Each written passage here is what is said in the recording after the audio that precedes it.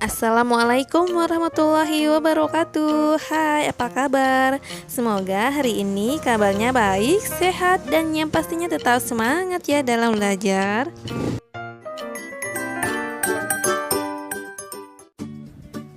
Pembahasan video kali ini yaitu tentang KD 3.15 menemukan unsur-unsur dari buku fiksi dan non-fiksi yang dibaca, kelas 7 semester 2. Menggali informasi tentang unsur-unsur buku fiksi dan non-fiksi. Buku fiksi merupakan buku yang menyajikan kejadian atau peristiwa tentang kehidupan berdasarkan hasil dari rekayasa imajinasi pengarang. Sedangkan buku non-fiksi merupakan atau menjelaskan kejadian yang sebenarnya terjadi dan hasilnya berupa pendapat atau opini atau penelitian seorang penulis. Ciri-ciri buku fiksi adalah sebagai berikut. Yang pertama, buku fiksi ditulis dengan menggunakan bahasa rekaan. Yang kedua, banyak yang menggunakan kata yang bersifat konotatif. Yang ketiga, bentuk ceritanya seperti cerpen atau novel yang di dalamnya mencakup alur, tema, tokoh, setting, sudut pandang, dan lain-lain. Sebuah buku fiksi seperti cerpen, novel, dongeng, atau yang lainnya tentu dibangun oleh dua unsur, yaitu unsur intrinsik dan ekstrinsik. Unsur intrinsik adalah unsur yang membangun di dalam cerita, sedangkan unsur ekstrinsik adalah unsur yang membangun di luar cerita. Contoh unsur intrinsik yaitu tema, alur, latar, tokoh, amanat, sudut pandang, dan gaya bahasa. Tema merupakan pokok persoalan yang menjadi dasar atau inti dalam cerita. Sedangkan alur atau plot merupakan jalinan peristiwa yang membangun cerita yang terdiri dari perkenalan konflik, klimaks, dan anti klimaks. Alur terdiri dari alur maju, alur mundur, dan alur campuran.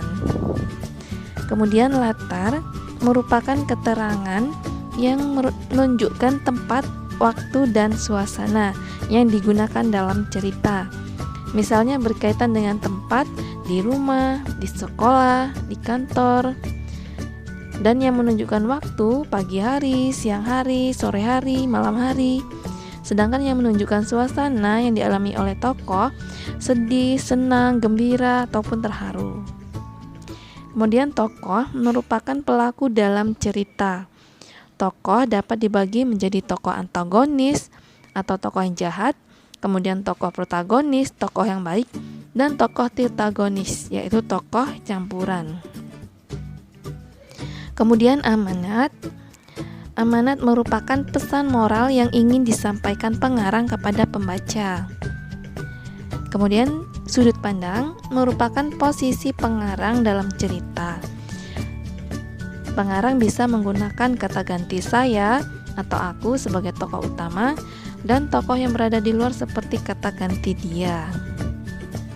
Selanjutnya gaya bahasa. Gaya bahasa merupakan cara pengarang dalam menyajikan sebuah cerita. Unsur-unsur dalam buku fiksi yaitu bagian cover depan, bagian bab dan judul, bagian cerita atau perjalanan tokoh, dan bagian tema dan bahasa. Kemudian unsur-unsur buku non-fiksi yaitu bagian halaman cover, bagian sistematika, bagian bab dan judul, bagian rincian bab dan isi, bagian penyajian isi, dan bagian bahasa yang digunakan. Yang kedua, mengenali unsur buku. Buku memiliki bagian-bagian yang harus dikenali. Lakukan kegiatan berikut untuk mengenali bagian-bagian buku, yaitu kegiatan kritis kreatif. Yang pertama, pilihlah sebuah buku fiksi dan non-fiksi. Yang kedua, tulislah bagian-bagian yang ada pada kedua buku tersebut. Yang ketiga, diskusikan persamaan dan perbedaan bagian buku fiksi dan non-fiksi. Persamaan unsur buku fiksi dan non-fiksi terletak pada bagian cover buku, subbab, dan judul subbab. Sedangkan perbedaan buku fiksi dan non-fiksi yang pertama, buku fiksi berisi cerita atau kejadian yang tidak sesungguhnya. Contohnya buku cerita anak, novel, dongeng, dan cerpen. Sedangkan buku non-fiksi berisi kejadian atau cerita yang sesungguhnya yang disampaikan menurut pendapat atau opini atau kajian penulis. Contohnya buku pelajaran, ensiklopedia, jurnal, dokumenter, dan biografi. Kemudian yang kedua, unsur-unsur buku fiksi meliputi cover buku, rincian subbab buku, judul subbab, tokoh dan penokohan, tema cerita, bahasa yang digunakan dan penyajian alur cerita. Kemudian unsur-unsur buku non-fiksi meliputi bagian cover buku, rincian subbab buku, judul subbab, isi buku, cara menyajikan isi buku, bahasa yang digunakan, dan penyajian alur cerita. Demikianlah pembahasan kita hari ini, semoga bermanfaat, dan buat kalian yang belum subscribe, silahkan subscribe dan tekan loncengnya supaya kalian mendapatkan notifikasi terbaru dari video saya. Terima kasih. Wassalamualaikum warahmatullahi wabarakatuh.